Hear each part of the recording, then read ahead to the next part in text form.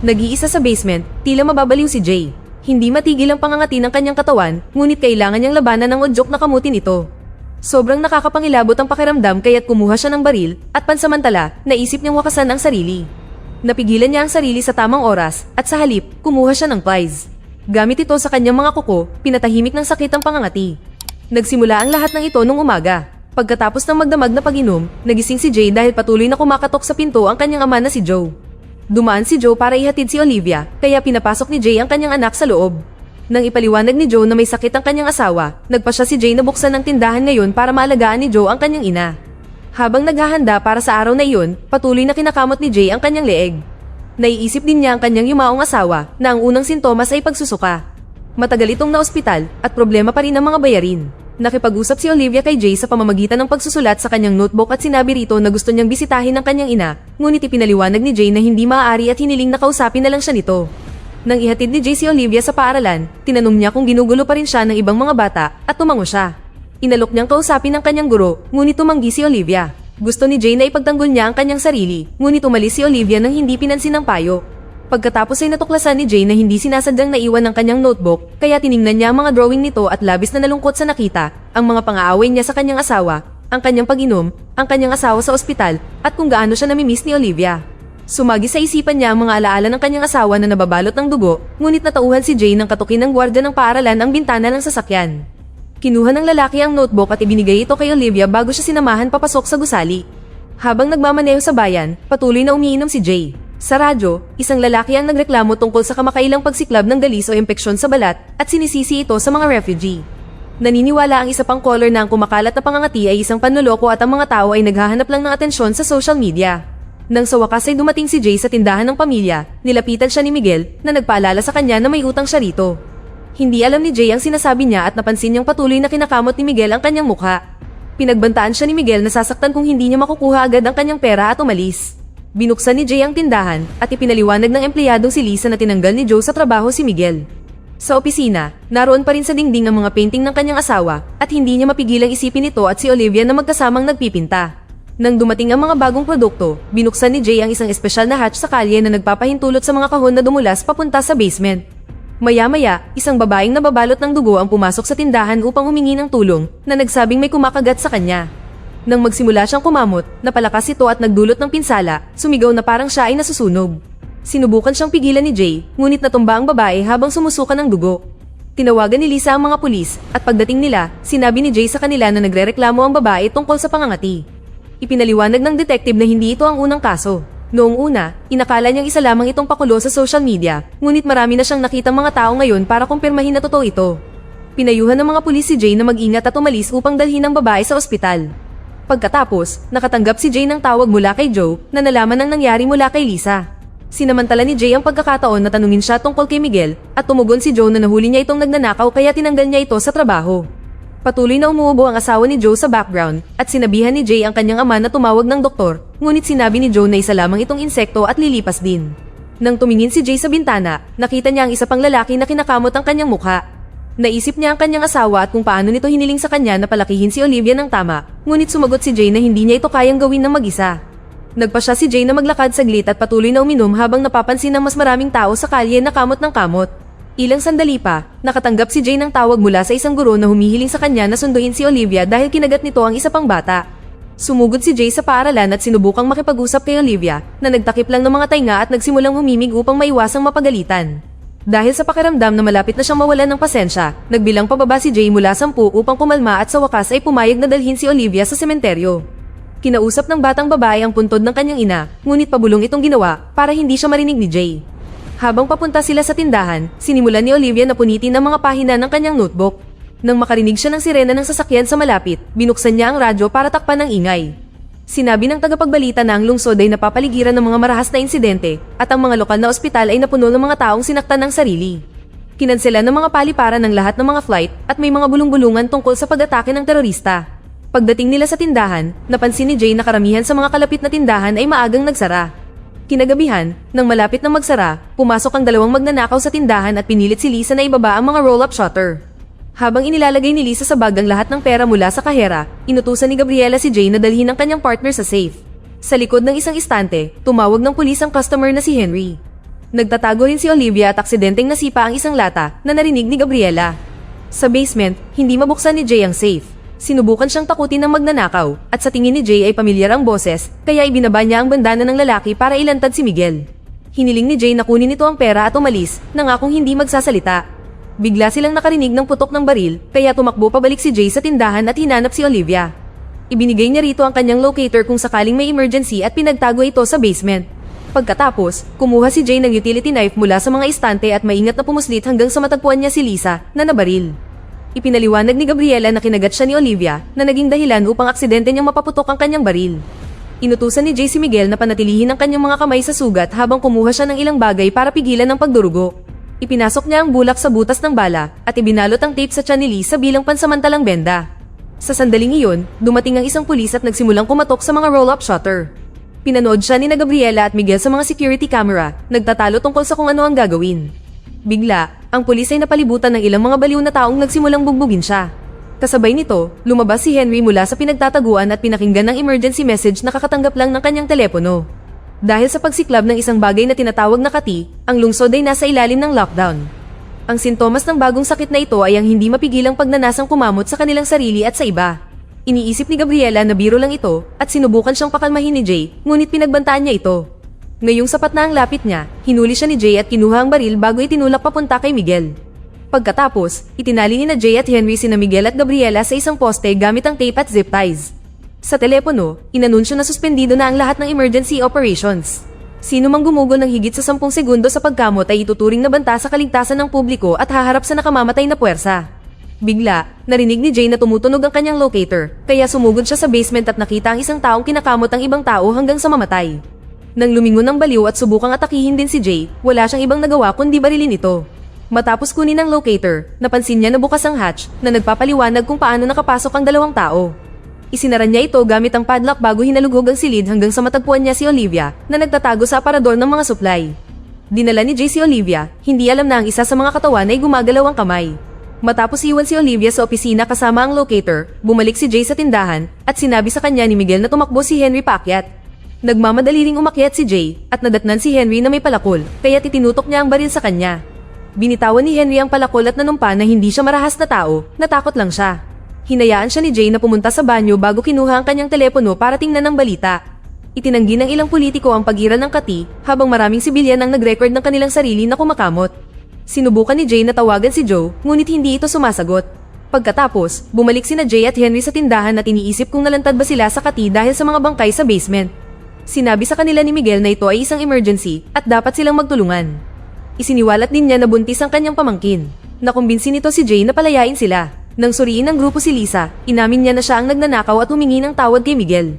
Bigla, nakarinig sila ng mga putok ng baril, kaya tiningnan nila ang mga security camera at natuklasan na ang mga pulis ay nagmamaneho sa paligid ng lungsod, binabaril ang lahat ng mga taong nahawaan, kasama na ang opisyal sa pintuan. Nabasa ni Henry sa kanyang telepono na ang kati ay tila sanhi ng isang parasite na may kakayahang muling buhayin ng mga tao, ngunit tinawag ito ni Gabriela na kagagawa ng Diablo. Nagpasya si Jay na magpahinga sila at magpalitan sa pagbabantay kay Lisa. Sa itaas, pinagalitan ni Miguel si Gabriela dahil sa paggamit ng baril. Ipinaalala sa kanya ni Gabriela na siya dapat ang nag-aalaga sa kanya pagkatapos mamatay ang kanyang ama, ngunit iginiit ni Miguel na palagi itong gumagawa ng problema. Samantala, patuloy na tinitingnan ni Henry ang larawan ng kanyang kasintahan, ngunit bigla na lang siyang napakamot sa mukha. Nagbilang siya pababa mula 10 upang kumalma. Sa opisina, iniisip ni Olivia kung kasalanan ba niya ang nangyari kay Lisa, kaya tiniyak sa kanya ni Jay na hindi. Nang tanungin niya kung ano ang nangyayari, sinabi lamang niya sa kanya na may sakit ang mga tao at nangakong poprotektahan siya. Pagkatapos ay tinanong ni Olivia ang tungkol sa kanyang lolo, kaya sinubukan siyang tawagan muli ni Jay. Sa pagkakataong ito, sinagot ni Joe ang telepono, ngunit sinabi lamang niya kay Olivia na mahal niya ito bago humingi ng privacy kay Jay. Nagtago si Jay sa likod ng mga istante bago sinabi ni Joe na nahawaan ng kanyang ina at kinalmot siya nito. Dahil ayaw niyang magdusa sila, plano ni Joe na tapusin siya at wakasan din ang sarili bago mahuli ang lahat. Nagmakaawa si Jay na maghintay, ngunit ang tanging sinabi lang ni Joe ay, "Mahal kita," bago ibinaba ang telepono. Nang umiyak si Jay, sumugod si Olivia para yakapin siya. Para malibang siya, pinanood niya ang masayang video ng huling birthday party ni Joe. Nang makatulog na siya, ibinalik siya ni Jay sa opisina para lang mapansin na kumakamot ito. Nagsimula siya ng countdown at nakahinga ng maluwag nang makitang huminto siya bago pa man umabot sa 0. Habang tinitingnan ni Jay si Lisa, may narinig siyang kakaibang ingay sa labas. Sinuri niya ang mga security camera at natuklasan na nabuhay muli ang opisyal. Samantala, palihim na sumugod si Gabriela para magnakaw ng martilyo, ngunit pinigilan siya ni Miguel sa pag-atake sa tamang oras. Sumama ang lahat kay Jay para tingnan ng kamera at napagtanto nila na maaaring magising din ang mga bangkay sa basement. Pumayag si Henry na bantayan ng mga babae habang sina Miguel at Jay ay pupunta para mag-imbestiga. Sa basement, isa lang sa mga bangkay ang kanilang natagpuan at iniisip ni Jay na dapat nilang putulin ang ulo nito. Gayunpaman, sa tingin ni Miguel ay ito ay isang kalapastanganan. Biglang nagising ang patay na lalaki at hinawakan ang binti ni Miguel. Dahil sa takot, sinimulan siyang atakihin ni Miguel gamit ang palakol habang binaril naman siya ni Jay.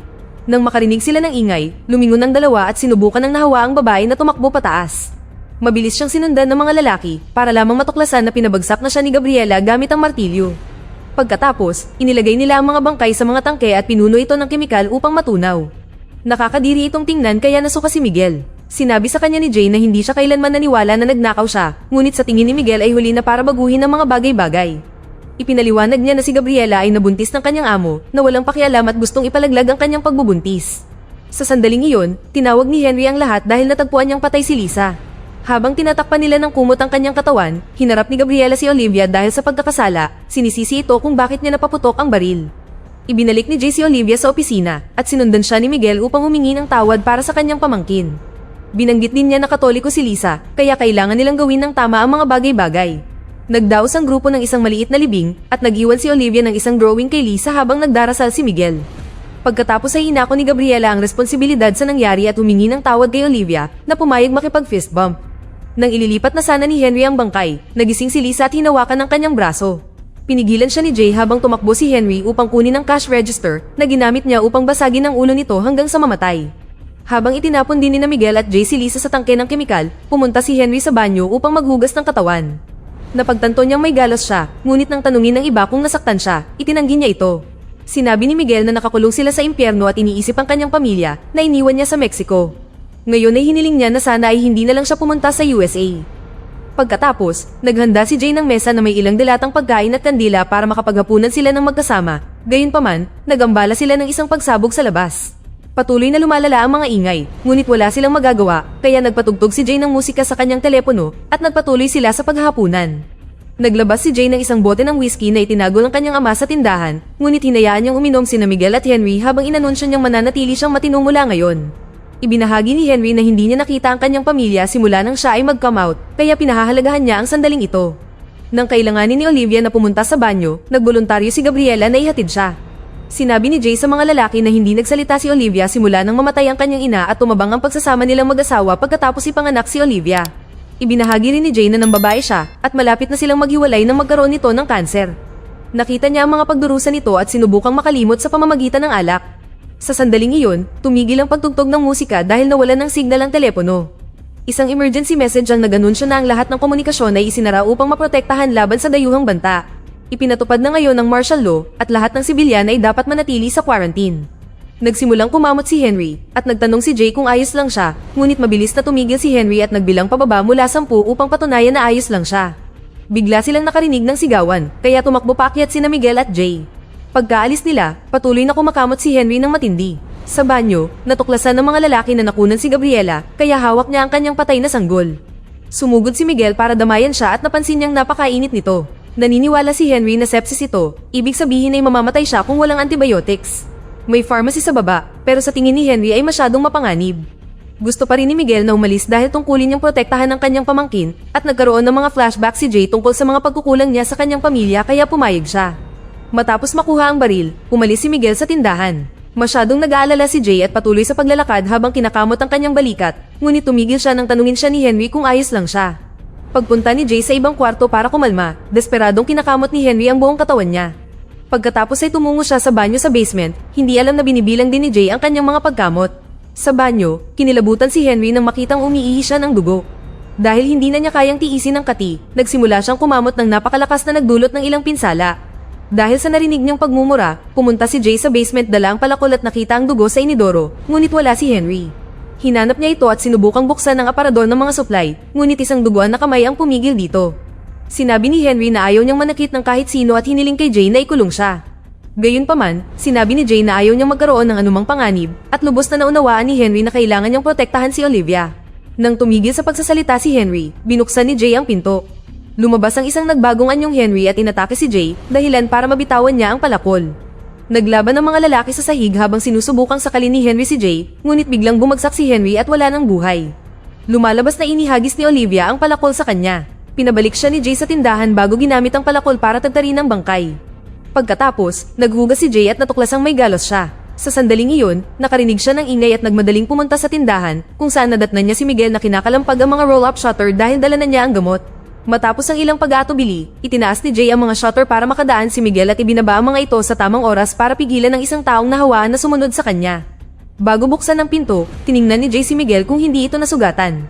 Agad na ipinakita ni Miguel ang kanyang braso bago inalok ang baril at ang gamot, sinabing mas mahalaga si Gabriela. Kinuha ni Jay ang mga gamit mula sa kanya at iniwan siya sa likod ng pinto bago pumunta sa natutulog na si Gabriela. Gayunpaman, nang galawin niya ang kumot, natuklasan niyang may mga kamot ito. Matapos ibaba ang gamot, tinanong ni Jay si Miguel tungkol sa labas ng mundo. Kinumpirma ni Miguel na impyerno ito at lahat ay binabaril. Ikinwento ni Jay kay Miguel ang tungkol kay Henry at inamin na may sakit din siya, kaya kumuha siya ng anti-aging cream at nilagyan ng kanyang katawan. Pagkatapos ay nagdala siya kay Olivia ng gamot na pampatulog at ipinaliwanag na hindi na niya ito masasamahan dahil may sakit siya. Sumulat si Olivia, "Kailangan kita," kaya tiniyak ni Jay sa kanya na magiging maayos siya dahil kasing tapang siya ng kanyang ina. Habang umiiyak, ibinigay niya kay Olivia ang kanyang telepono para maprotektahan nito ang lahat ng kanilang mga alaala, larawan, at video. Nagsabihan sila ng, "Mahal kita," bago nakatulog si Olivia. Sa taas, nagsimulang kumamot ng husto si Gabriela. Natanggal ang balat niya at nagdurugo ang ilang sugat. Bago pa siya makapagbagong anyo, nilagyan ni Jay ng una ng mukha niya at idiniin ito hanggang sa mamatay siya. Sa likod ng pinto, nagsimula na rin kumamot si Miguel at sobrang pula ng balat niya. Nagbilang si Jay ngunit hindi tumigil si Miguel, isang patunay na nahawaan siya. Hiniling ni Miguel na makita niya si Gabriela, kaya binuksan ni Jay ang pinto para makadaan siya. Napaiyak si Miguel nang makita niyang patay na si Gabriela at napagtanto niyang pinatay siya ni Jay na ikinagalit niya. Agad na binunot ni Jay ang kanyang baril, ngunit naubusan na siya ng bala, kaya sinugod siya ni Miguel at sinakal. Naglaban ang mga lalaki sa sahig hanggang sa tuluyang nawalan ng malay si Jay. Pagkatapos ay ibinalik ni Miguel ang mga bala sa baril at isiniwalat na inalis niya ang mga ito bago ibinigay kay Jay. Gutom sa paghihiganti, itinutok ni Miguel ang baril kay Olivia at nagdasal. Bago pa siya makapagpaputok, nakarinig siya ng ingay at sinundan ito sa taas para matuklasan na nabuhay muli si Gabriela bilang isang walang isip na halimaw. Nagising din si Jay at ginamit ang pagkagambala para sunggaban si Miguel mula sa likuran at hiwain ang leeg nito. Pagkatapos, kinuha ni Jay ang baril at binaril si Gabriela. Sunod, nilinis ni Jay ang tindahan at nilock ang pinto para ligtas ang kanyang anak. Nag-iwan siya ng sulat sa notebook nito bago pumunta sa basement kung saan isinara niya ang lahat ng bintana at pinto. Nang maging sobra na ang pangangati, ginamit niya ang pliers sa mga kuko. Maya-maya, nagising si Olivia at nakita ang listahan ng mga pang-araw-araw na gawain para mabuhay na isinulat ni Jay sa isang board. Pagkatapos basahin ang sulat, pumunta siya sa basement at malakas na sinabi, "Daddy, nandito ako para sa iyo." Dito na nagtatapos ang ating kwento. Sana ay nagustuhan nyo. Mag-subscribe na kung hindi ka pa nakasubscribe, pindutin na rin ang notification bell at like button upang matulungan ang channel at mag-iwan na rin ng komento. Maraming salamat sa panonood.